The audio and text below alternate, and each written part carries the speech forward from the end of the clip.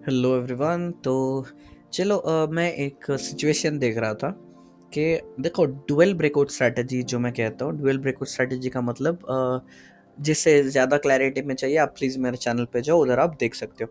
लेकिन अगर मैं इन शॉर्ट में बताऊँ तो दो सपोर्ट या दो रेसिस्टेंस अगर मार्केट ब्रेक करके 1 आवर वाली कैंडल अगर क्लोजिंग दे देती है दो सपोर्ट या दो रेसिस्टेंस के ऊपर नीचे, तो वो एक उसके बाद अगर ऊपर गैप रहती है तो ट्वेल्व ब्रेकआउट स्ट्रैटेजी मैंने उसे नाम दिया हुआ है।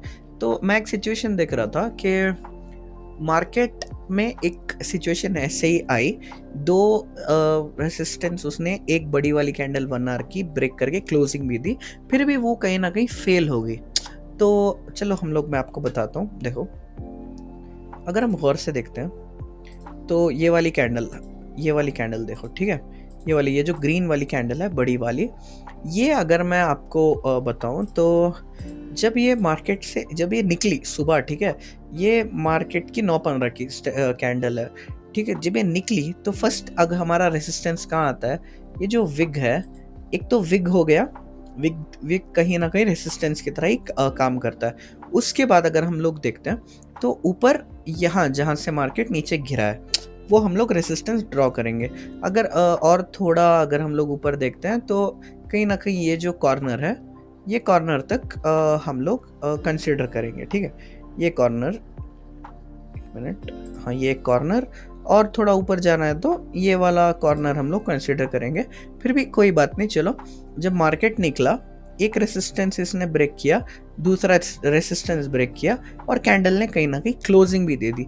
फिर भी अगर हम लोग देखें तो मार्केट वापस आके फेल हो गया। तो मुझे बहुत डिस्टर्ब कर रहा था कि भाई क्यों हुआ, क्यों हुआ, क्यों हुआ। क्योंकि dual breakout strategy maximum jam कर देती है, उसमें लॉस नहीं होता ज़्यादातर, मतलब बहुत ज़्यादातर। तो लेकिन ये फिर भी रिवर्स हो गया, तो मुझे बहुत कन्फ्यूजन चल रहा था। तो अगर मैं एक बहुत गौर से मार्केट का चार्ट देखूं, तो कहीं ना कहीं ये जो विग आ रही है, देखो, ये जो विग आ रही है इधर वाली, देखो, ये वाली, ठीक है, ये एक नवरत्न है। मतलब जिसे नवरत्न नहीं पता, वो मैंने नाम दिया हुआ है। आप प्लीज़ मेरे चैनल पे जाओ, उधर मैंने उसके बारे में थोड़ा ब्रीफली डाला हुआ है। तो ये एक स्टॉप है, ठीक है, एक ऐसी चीज़ जो मार्केट को रिवर्स कर देता है। मतलब एक दिखता बहुत छोटा काटा है, लेकिन कभी कभी मार्केट को रिवर्स कर देता है। देखो, अगर हम लोग देखें तो ये वाली कैंडल ने फुल कैंडल तो क्लोजिंग दी है, तो बहुत आसानी से ये ऊपर तक जा सकता था फुल कैंडल। लेकिन फिर भी कहीं ना कहीं ये मार्केट रिवर्स हो गया। तो अगर हम लोग देखते हैं तो इसके वो जो स्टॉप, ये जो स्टॉप दिख रहा है, इसके अलावा ऐसा कुछ भी नहीं है जो मार्केट को नॉर्मली वापस लेके जा सकता है। तो वो हमारा एक रूल है, रूल नंबर 4 या 7 है कि every Navratna should complete its course, ठीक है। अगर हम लोग देखते हैं तो ये इतना स्ट्रांग था, ये वाला, ये विग इतनी स्ट्रांग थी, ये स्टॉप इतना स्ट्रांग था, इसका पूरा मार्केट इसकी वजह से रिवर्स हुआ। फिर जब मार्केट ऊपर आया, इसका मतलब ये जो कर्स था, इसका जो एक जो पावर था, ये पूरा नीचे जाके जब ऊपर आएगा तब इसका पावर कंप्लीट हो जाएगा। तो उस दिन मैंने ये शॉर्ट भी ली थी, इसके बारे में ये शॉर्ट की वीडियो भी डाली हुई है। तो जब ब्रेक करके वापस आया तब जाके मार्केट मूवमेंट किया। लेकिन एक्चुअल में जाना था किधर, जब ये ऐसा मूवमेंट किया, डुअल ब्रेकआउट दिया, इसको पाक से ऊपर तक जाना चाहिए था, इधर तक, ठीक है। लेकिन ये हुआ कब, ये नेक्स्ट दिन हुआ। अब ये नेक्स्ट दिन क्यों हुआ, क्योंकि ये जो एक स्टॉप था, ये नवरत्न था, ये विग है। देखो, इसका कोई लॉजिकल रीजन नहीं है। लेकिन कहीं पे भी चार्ट आपको अगर ऐसा विग दिखे, देखो ऐसा ऊपर जाके मार्केट फिर एकदम जर करके नीचे आ गया हो और विग विग बना के नीचे आया हो, तो ऐसी विग नहीं होना चाहिए। ये विग जो है, ये नीचे की तरफ पॉइंट आउट कर रही है, वो विग ज़्यादा खतरा नहीं होती।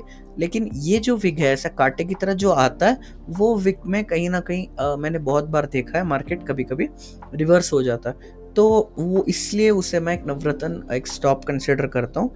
तो डुअल ब्रेकआउट स्ट्रैटेजी अगर हम लोग ले रहे हैं तो चार्ट को इससे पहले का बहुत गौर से देखेंगे, क्योंकि चांसेस है कि ऐसे छोटे मोटे कांटे रहें जो मार्केट को रिवर्स कर दें। तो मार्केट बस वो एक स्टॉप की वजह से, देखो, अगर हम लोग देखते हैं, ये वाला पॉइंट है, ठीक है। तो मार्केट ऊपर तो गया, लेकिन मार्केट जब नीचे आया तो कहीं न कहीं मतलब रिवर्स होके चला गया, वापस नहीं आया। और अगर मैं 1 मिनट में बहुत गौर से भी देखूँ, तो ब्रेकआउट तो हुआ है, लेकिन जो पैटर्न से मार्केट वापस आया है, वो बिल्कुल भी सही नहीं है, क्योंकि जब आने का टाइम बना के आ रहा है, तो एक तो एम बना के आ रहा है, ठीक है? एम और डब्ल्यू की एक वीडियो डाली हुई है, आप प्लीज़ वो जाके देखो। तो मैं इसलिए बोलता हूँ हमेशा रिट्रेसमेंट पे लेना चाहिए, क्योंकि ये जो पॉइंट है, ये एक मेन लाइन है। अगर मार्केट ब्रेक करके फिर इस दर पे आएगा, तब हमको एंट्री करना चाहिए।